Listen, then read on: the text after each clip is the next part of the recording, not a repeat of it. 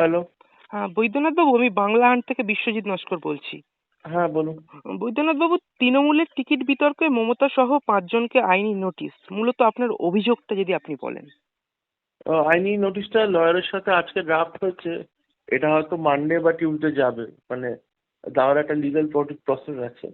Basically Mamata Banerjee একটা interview দিয়েছেন, সেখানে তিনি বলেছেন যে আমার দলের একজন লোকসভা সাংসদ, তিনি বিজেপির সঙ্গে সম্পর্কিত, তিনি আমার দল ভাঙার চেষ্টা করছেন। আমার অপরাধ হয়ে গেছে যে ওনার ছেলের জন্য উনি টিকিট চেয়েছিলেন, আমি টিকিট দিইনি, সেই জন্য উনি এই কাজ করছেন। এবং উনি কথাও বলেন যে এই সাংসদ কেন্দ্রের নিরাপত্তা চেয়েছেন, তাহলে আপনি দল ছেড়ে হুম, বেরিয়ে যান।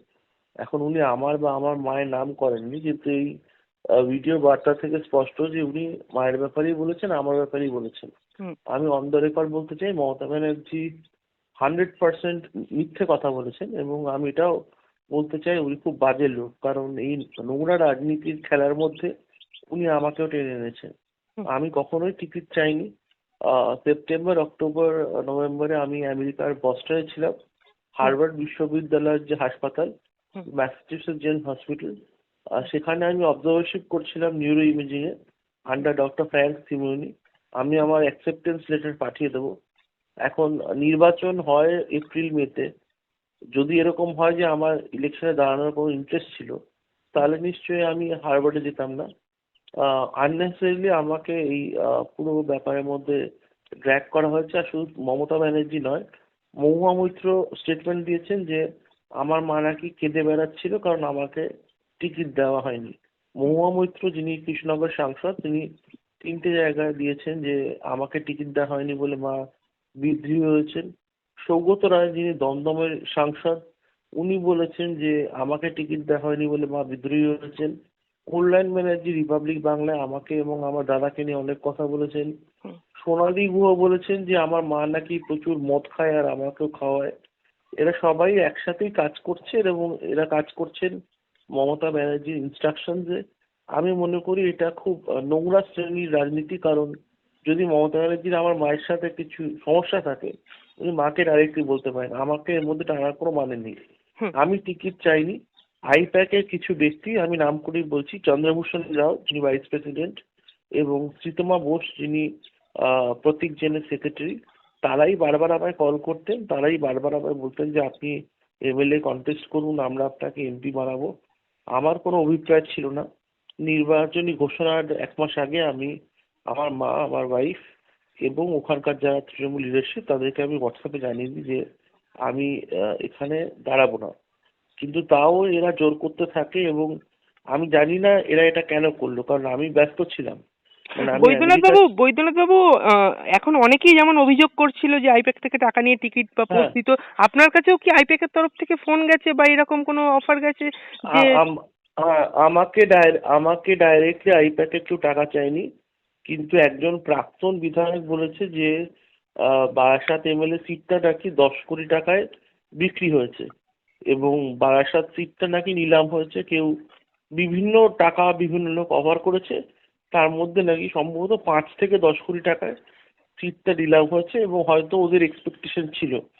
এবং ওখানকার তৃণমূল কর্মী যারা, ইনক্লুডিং সোহম পাল, তারা আমায় হুম, বলেছিল যে আইপ্যাক টাকা এক্সপেক্ট করছে, আমাকে মুখে বলেনি। হুম, মানে এটা যদি কোর্টে যায়, এটার রেসপন্সিবিলিটি আমি নেব না, কারণ কোনো কথা বলতে গেলে তো একটা লিগাল ইমপ্লিকেশনস থাকে। একদম, একদম।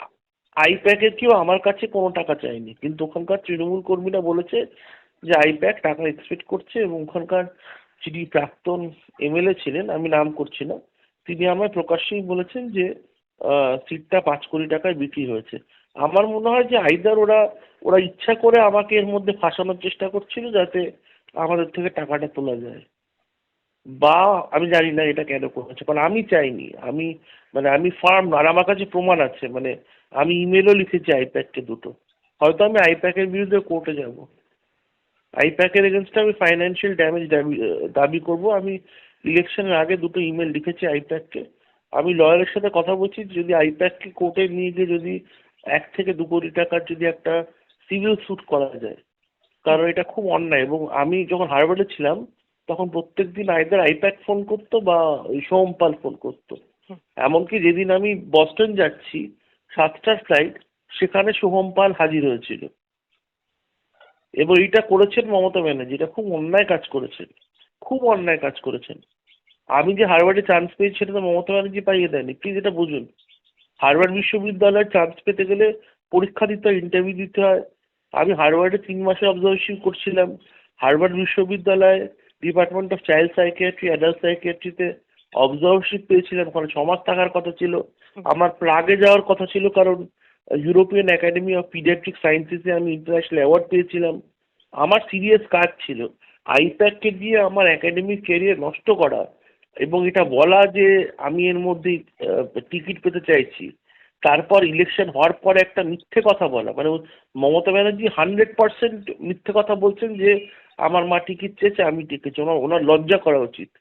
প্রাক্তন মুখ্যমন্ত্রী হিসেবে আমি ওনার পুত্র সম, উনি আমাকেই নোংরা মধ্যে টেনে আমার ব্যাপারে মিথ্যে কথা বলছেন।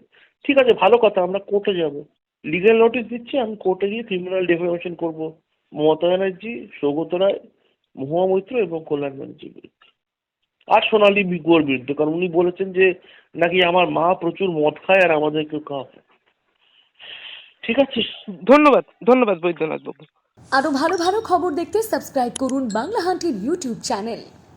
বাংলা হান্টের আরো খবর দেখতে নজর রাখুন। বাংলা খবর মানেই বাংলা হান্ট।